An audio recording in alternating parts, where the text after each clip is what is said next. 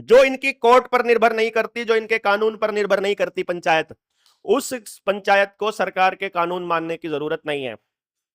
आपको सरकारों के आदेश मानने की जरूरत जब तक है जब तक आप उनके टुकड़ों पर पलते हो। पैदा होते ही, पैदा होने से पहले अपने बच्चों का प्रेगनेंसी में टेस्ट करवाओ। उनको सरकार की तरफ से दिए जाने वाले कुछ टीके फ्री मिलेंगे, सारे नहीं मिलेंगे। जो काम के हैं उनके पैसे देने पड़ेंगे, जो बिना काम के हैं वो सरकार फ्री में लगाएगी। जिनसे आप बीमार हो सकते हो, ठीक है ना, वो फ्री में लगाएगी। अच्छा, फिर बच्चा पैदा होने के बाद भी जो काम के हैं वो आपको लगवाने पड़ेंगे, जो बिना काम के हैं वो लगवा के देगी आपको।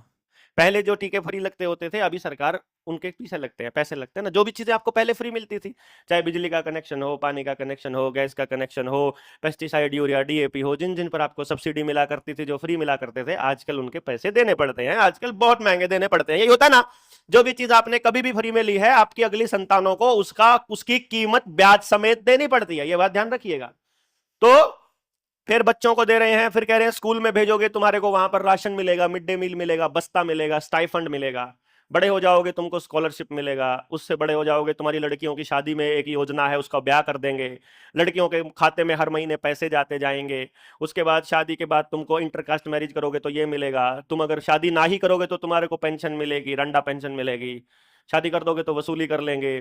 फैमिली टूटेगी तो, समाज टूटेगा तो और पैसे मिलेंगे। इधर से कानून एक तबके के लिए बनाएंगे, औरत को ज्यादा हक दे देंगे ताकि वो अपने पति के ऊपर अत्याचार कर सके, कि तुमने बहुत दिन अत्याचार किया, अब तुम्हारा नंबर, अब तुमको रगड़ेंगे।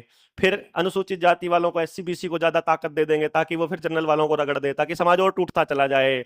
फिर कुछ लोगों को फिर कुछ सब्सिडी दे देंगे, फिर आपके विधवा पेंशन दे देंगे, फिर आपको बुढ़ापा पेंशन दे देंगे, फिर आपको और कोई पेंशन दे देंगे। इस तरह से उन्होंने पैदा होने से लेके मरने तक वाले आदमी को किसी ना किसी लालच में, किसी ना किसी जाल में फंसा रखा है ना। तो अब आप उससे निकलना चाहते हो, तो आजादी अगर चाहिए तो आपको ये सारा त्यागना पड़ेगा। लालच, लालच और डर, ये दो ही चीज हैं जो शैतान का हथियार होते हैं।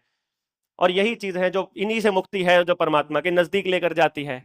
अगर आप किसी से कोई चीज फ्री में नहीं चाहते हो, यही है आपकी मुक्ति का एकमात्र रास्ता, कि आप जो भी किसी से चाहते हो उसकी कीमत दीजिए, आप उसको अदा कीजिए, उसके बराबर में कुछ ना कुछ कीजिए। हमारे गांव के अंदर, हमारे गांव का ये कल्चर था कि किसी से हम कुछ नहीं लाते थे। खेत में गए, खेत में से किसी ने गन्ने बोला कि तुम्हारे खेत में गन्ने हैं, हमें चूसने हैं, बोले जितने मर्जी ले लो, कोई दिक्कत नहीं है। गांव के किसान को कोई दिक्कत नहीं होती, आपसे जितना मर्जी आप उससे ले सकते हो।